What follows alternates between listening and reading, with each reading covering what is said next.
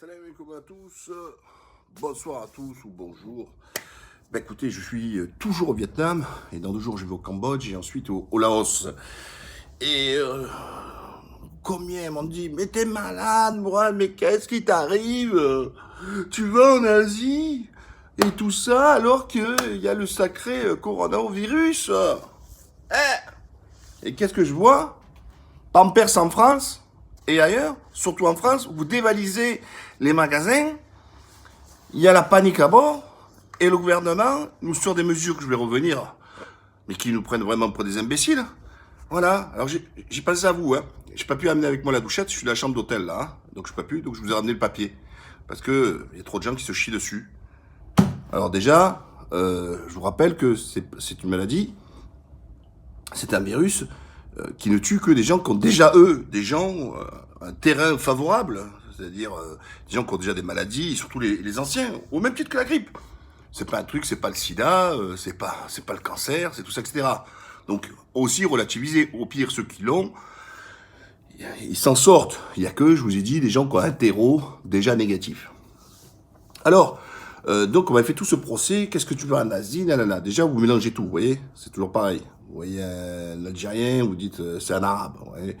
Vous voyez un Vietnamien, vous dites c'est un Chinois. Ouais, c'est tous des bridés, c'est tous des Chinois. Voilà, toujours pareil, hein, vous englobez. Mais sachez qu'il y a moins de cas au Vietnam, alors qu'on est frontalier avec la Chine, que ce qu'il y en a en France. Il y a des mesures qui ont été prises, assez radicales, et puis les magasins ne sont pas dévalisés. Qu'est-ce qui vous arrive à tout dévaliser en France? Je vois plein de vidéos circuler, etc. Puisque je rappelle que je suis bloqué sur Facebook. Et je vous invite encore à vous abonner et à partager la vidéo sur Facebook. Et le dire aussi que je suis bloqué, parce qu'il y en a beaucoup qui n'ont toujours pas compris. Et donc, moi, ce qui m'intéresse aujourd'hui, c'est les mesures prises par ce gouvernement. Et je vais vous parler, bien sûr, de la crise économique qui est en train d'exister là actuellement. Alors, le gouvernement, il dit tout rassemblement de plus de 1000 personnes est interdite. Bon. Parce qu'il suppose qu'à partir de 1000, il peut y avoir contagion, il peut y avoir virus. Quid en 999? En 999, on n'a pas de problème de virus. Il faut arriver à 1000. Mais ils nous prennent vraiment pour des dindes. Deuxièmement, lavez-vous les mains, les pieds, gratter, tout ça, etc. Que j'ai pu j'entendre à l'époque en disant attention, l'islamovirus, il ne sert pas la main aux femmes, il ne sert pas la main et tout, etc. Ben, vous avez compris que maintenant, vous êtes tombé dans votre propre piège. C'est-à-dire qu'aujourd'hui, vous invitez les gens à ne pas serrer la main. Alors, que dire de la bise, hein, celle-là, elle est bannie, etc. Vous voyez que quand on ne serre pas les mains, et je vous avais dit que ma femme russe, les femmes ne serrent pas la main aux hommes, et que quand vous lui demandez pourquoi, il dit t'as pu aller aux toilettes et pas te laver les mains. Ben bingo, les Russes étaient pragmatiques. Les Russes sont pragmatiques. Voilà. Donc, il y a combien? Et j'ai appris qu'il y a un sondage encore, que les mecs, ils se lavent même pas. Ben, ça m'étonne pas. Combien j'ai vu, moi, des gens qui rentrent avec leurs chaussures, même dans leur chambre. Vous dormez avec vos chaussures, t'as marché sur la piste de chat, de chien, toute la merde que t'as ramenée, tu la mets dans ta piole. Quand les gens, je leur disais chez moi qu'ils venaient, je dis, oh, t'enlèves tes godasses. Ils me disent, oh, tu t'es pris à la mosquée? Je dis, non, en Asie, en Russie, dans les pays de l'Est, on rentre pas avec les chaussures. C'est sale. Et moi, je vous le dis, en France, il y a trop de crades. Eh oui. Hein? Donc ça, c'était la petite parenthèse, une grosse parenthèse d'ailleurs. Donc je reviens sur le sujet. Le métro, et c'est 19 ans de RATP qui vous le dit. Mais attendez, les gens, ils sont collés. Oh, des fois, vous sentez l'aisselle des gens, les aisselles des gens.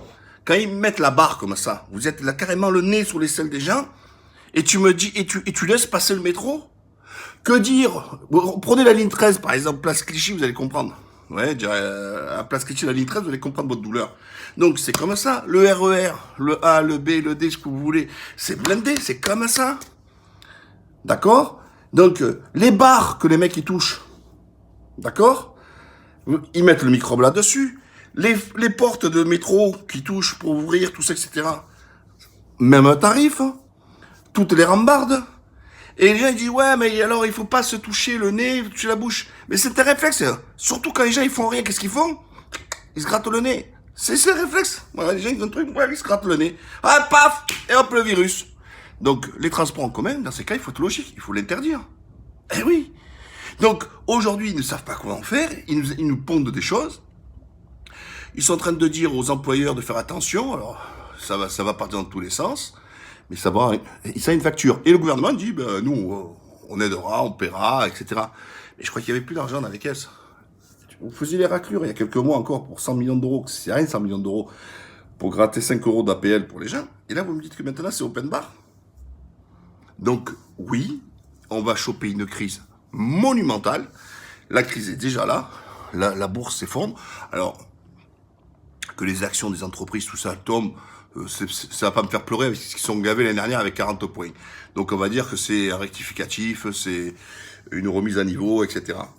Mais en plus, vient s'ajouter, c'est que le barbare sanguinaire MBS saoudien, qui a arrêté d'ailleurs encore, je crois, son frère, son oncle, fait toute la famille, et lui, il a mis des savants en prison, et c'est, attention, ils disent ennemi d'État, c'est on coupe la terroche, il n'y a pas...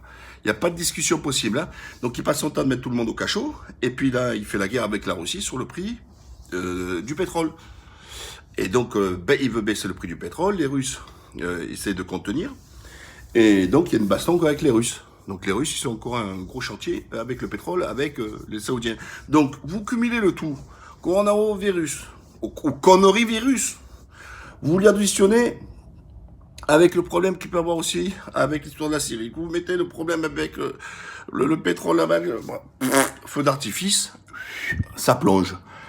Ça plonge, et là, c'est toujours les mêmes qui vont trinquer. C'est encore les peuples qui vont encore trinquer. Ils vont encore nous trouver des mesures dractives. Et comme les caisses vont se vider, qu'est-ce qu'ils vont faire? Ils vont faire appel à l'impôt. Et là, c'est là que vous rentrez en jeu. C'est là que vous rentrez en jeu. Et là, blam, on va vous inventer encore un impôt.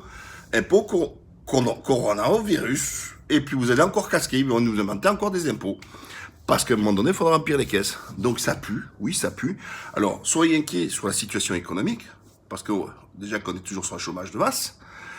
Mais plus que ce virus qui ne tue pas, je vous rappelle encore, il ne tue que des gens comme la grippe qui ont déjà un terreau négatif. Alors, Macron a dit, je demande, aujourd'hui il se réveille, hein, il enlève la caca des yeux, je demande à l'Europe et tout, qu'on nous forme sur la recherche, sur le produit, truc, etc. Mais je croyais que cette Europe protégeait, mais cette Europe elle protège que dalle. Je dis, on nous impose l'impôt du cœur. Hop, un coup le cancer, un coup le SIDAction, un coup, comment il s'appelle, le Téléthon, un coup les maladies orphelines, un coup ceci, un coup cela, etc. Mais ce sont des impôts du cœur, ça. Mais où est l'investissement européen? Pourquoi ils n'ont pas monté au niveau européen un grand pôle de recherche? D'accord? Et là, on ferait des recherches avancées, surtout, sans passer de chaque fois à taper dans la caisse du cœur des citoyens. Ça, c'est une piste. Mais ça, zéro réponse. Ah non, Macron, il se bat pour faire l'Europe de la défense, pour vendre les armes ou faire payer aux autres pays qui n'ont pas assez le matériel pour la France. Hein, hop là. Par contre, sur la recherche, zéro la tête à Toto. Pourquoi ils ne mettent pas le paquet? Pourquoi ils ne créent pas en Europe un gros pôle de recherche et mettre le paquet, mettre le pognon? Parce que ça sert à ça aussi. D'accord? Mais non, investissement dans la recherche, zéro la tête au Toto. Et moi, je vous dis que la pire que le coronavirus, je vous le dis, c'est quoi? C'est les Chinois. Les Chinois, c'est un danger. De partout au monde où je vois, là, je suis au Vietnam, vous voyez les endroits, c'est exactement les mêmes produits qu'on retrouve tout partout. Je retrouve en Turquie, vous retrouvez dans le Maghreb, que vous retrouvez en France, de partout dans le monde, les mêmes produits, la même merde d'ailleurs. Le truc, c'est biodégradable parce que ça se dégrade de suite.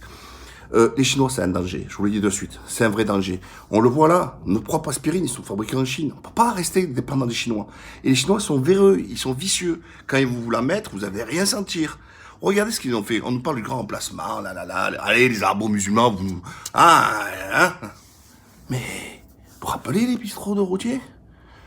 À l'époque, pour ceux qui se rappellent comme moi du franc, ce qu'on appelait les trucs à 40 francs, 50 francs maximum, c'était quoi?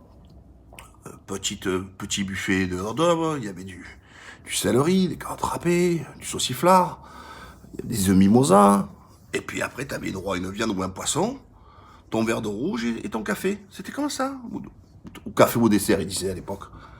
Mais tout ça, allez, remplacé par qui? Grand remplacement par les Chinois, le tout à volonté à 10 balles, 12 balles, 15 balles. Le Chinois tout à volonté. Il y a beaucoup de salariés, on se demande, mais d'où ils sortent et combien il y en a qui sont déclarés. Et comme par hasard, cela, ils ont pris tous les bars PMU et compagnie. Allez, Razia, tout, il y a du cash. Et vas-y. Certaines servent aussi de lessive pour blanchir et compagnie. Et là, comme par hasard, pas un mot.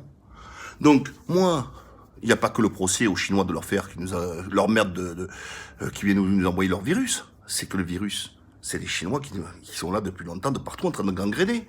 Et ils sont sans pitié. Moi, je vois le mal qu'ils font en Afrique. Allez voir Djibouti. Et tout ça, ça commence à monter la colère. Ils arrivent, en Algérie, ça se passe pas bien maintenant. Au départ, ils l'ont bien pris, mais c'est fini. Ça commence à gueuler. Et que dire? Grand emplacement.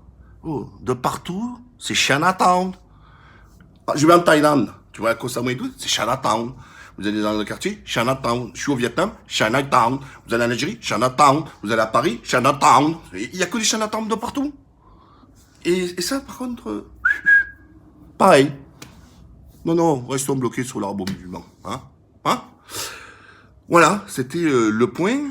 Macron, il patauge dans la soupe. Les réponses, il n'y en a pas. Et au contraire, il pousse les gens encore à la panique. C'est encore pire. Donc moi, je vous le dis, arrêtez de faire de partout, d'acheter, etc., comme s'il y avait une pénurie de quoi que ce soit. Voilà. Donc, je le répète encore, ce virus, c'est pas un virus qui tue tout le monde. Il tue des gens qui ont déjà un mauvais terreau. Donc, et boostons, espérons. Certains espèrent un peu la chaleur pour tuer peut-être le virus, mais il y en a qui disent qu'il est résistant. C'est aux chercheurs de le faire. D'accord? Mais non, chacun travaille de son côté, les Américains de l'autre côté, les Chinois. Mais pourquoi si le virus, il est mondial, ils savent pas faire la mondialisation des chercheurs, ils savent pas faire la mondialisation d'apporter les uns les autres, de travailler ensemble. Non, chacun travaille de son côté. Voilà. Alors que le virus, lui, il travaille pas de son côté, il n'a pas de frontières, le virus. Ah, il prend l'avion, hop là. Et là, on vit encore la mondialisation.